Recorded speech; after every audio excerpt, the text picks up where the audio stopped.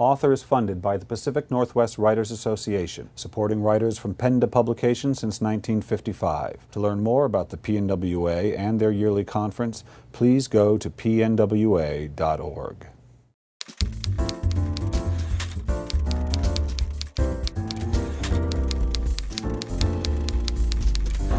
Hi, this is Bill Kenower of Author Magazine, and we're here at Third Place Books in Lake Forest Park with Annie Barrows, author of Ivy and Bean, No News is Good News. Welcome to Author.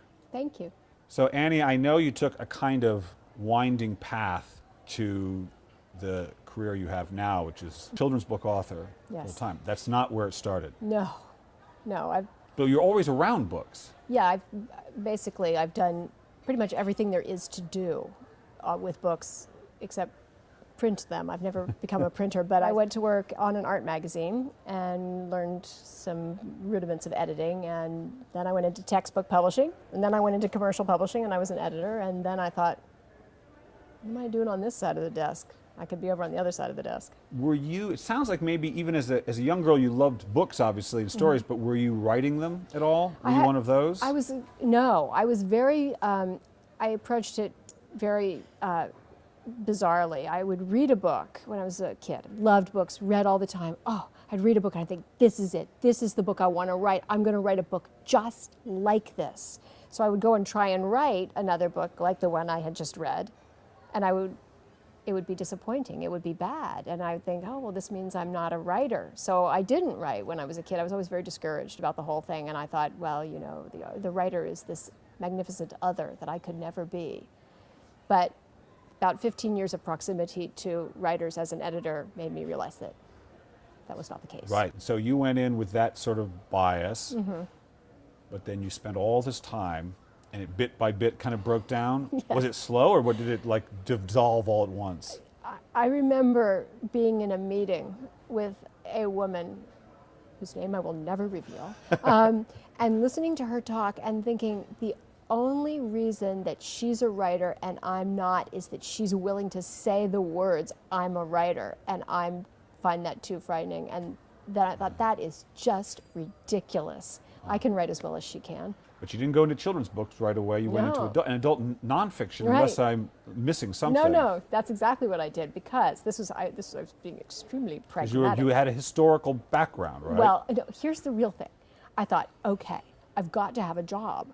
I've got to write books. Well, what do I know? I know what the publishers want because I was an editor. Right. So I wrote books that I knew would get published because I knew that publishers wanted them and had been looking for them. And primarily the publisher that I was working for. Yeah, I thought that was just the height of pragmatism. Like, I'm going to be a writer, but I'm going to be a published writer. Right. So I did that for years. For 5 years, I wrote nonfiction. So you liked the research, obviously. Yeah, it was fun. Yeah, but I sort of hit a wall with that. And so describe to me the moment, because I know it kind of happened, you had kind of an aha moment, as I understand it, when you said, I think I can do this. Yes.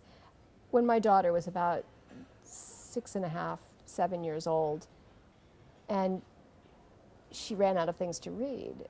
And there I was trying to find her things to read, desperately trying to find things for my 7-year-old to read. And we went through Magic Treehouse, we went through Junie B. Jones.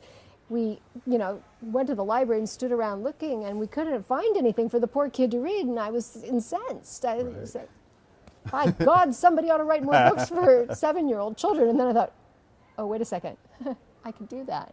And at that point, I was surrounded with kids all the time. Why? Because you had so many yourself? Or? I didn't. I only had 2 myself, but there were always kids everywhere. I was spending a lot of time in classrooms. Right. I only read children's books because I didn't have time to read books for grown-ups. I barely talked to grown-ups at that point.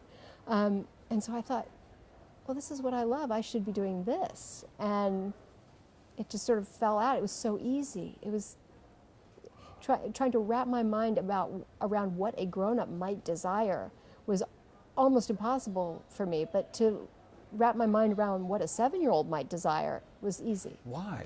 Why is that, do you think? Because, I've said this to other writers, but Gary Schmidt, who wrote the Wednesday Wars and Okay for Now, he loves the 12-year-old, and he understands them. Do you feel like you have a special understanding of a 7-year-old aside from the fact that they need more books to read? There must be some reason you're drawn to that. I love them. I Why? love What is it about them. them? 7-year-olds, it's the pinnacle of life. At 7, kids have access to their full imaginative lives of their younger selves, but they have the competence not to kill themselves while they're enacting their imaginative ideas. So they can act, and but they're not yet hampered by what they know. So they're free in this incredible way to exist in the world imaginatively. I love that. I love watching them. They're also really articulate. They're very demanding consumers of stories without being able to master a whole lot of reading. I felt like I really understood their position in the world. Right. And, like, they're small and they don't get much respect. Right. And I love them. So I wanted to give them something good to read. It's a great position to write from, Yeah. isn't it? Yeah. My wife and I were just talking about this because we had watched this movie, this British movie that we liked very much. They chose to take a very downbeat ending that we didn't think was necessary, but it seemed like the sort of grown-up thing to do. And I thought, they never would have done that for kids. No. Why will we give the kids the hope, but we won't give it to ourselves all but we feel we've got to learn, because you would never tell a kid that story. No, and are their lives so meaningless that they don't deserve the truth? The truth. Or why are we so brutal to ourselves? Yes. I mean, why do we have to hit the wall, bang our heads against the wall really hard in order for us to trust something? If it doesn't hurt, it can't be real. That's how the structure of the narrative that we consume. But I also think that kids are often given sort of falsely sugary endings too. I agree. And they can handle more, can't they? They can, and they can also, one of the things I've really discovered with the Ivy and Bean books is they can handle frustration. They can handle a story in which the character's main goals do not find satisfaction. They can accept that, and they can even think that's okay and satisfying. And yet so many books insist on having these sort of false sugary successes for their characters. I think it's bogus, and I think kids think it's bogus too. All right, I'd like you to finish this sentence for me. Ooh. Finish the sentence. Ooh, it's a test question. Well, there's no wrong answer. Okay, good. If writing has taught me anything, it has taught me what?